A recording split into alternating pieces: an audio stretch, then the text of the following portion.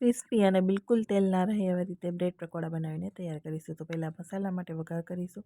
ચમચી તેલમાં આપણે જીરું, આખા ધાણા બિલકુલ સ્કીપ નથી કરવાના, ખૂબ જ સરસ લાગશે. સાથે આપણે અહીંયા નાખીશું આદું અને મરચાંની કટકી. તીખાશ જોઈએ એ પ્રમાણે મરચાંનો ઉપયોગ કરવાનો.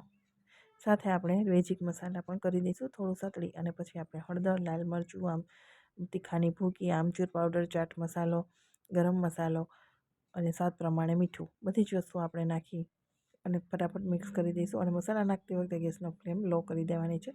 સાથે આપણે પહેલાં બટેટા નાખી અને સરસ રીતે મિક્સ કરી અને આપણે દાણા નાખી મિક્સ કરી દઈશું. સાથે મેં અહીંયા લીલી ચટણી પણ બનાવી હતી. અને મસાલો ઠંડો થાય એટલે આપણે બ્રેડ પકોડા બનાવીશું એકદમ અલગ રીતે, અને તળતી વખતે પણ મજા આવે, ખાવામાં પણ મજા આવે એ રીતે આપણે પકોડા બનાવીશું.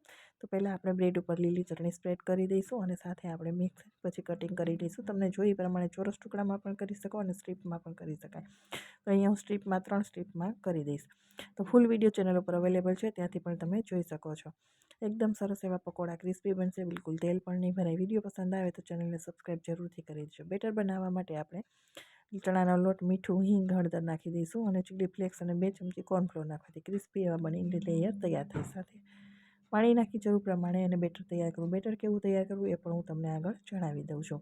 વિડીયો પસંદ આવે તો વિડીયોને લાઇક અને શેર કરવાનું બિલકુલ ભૂલતા નહીં. ફરી આપણે લીલા ધાણા નાખી મિક્સ કરી દઈશું. ચમચીનું કોટિંગ તમે જોઈ શકો છો.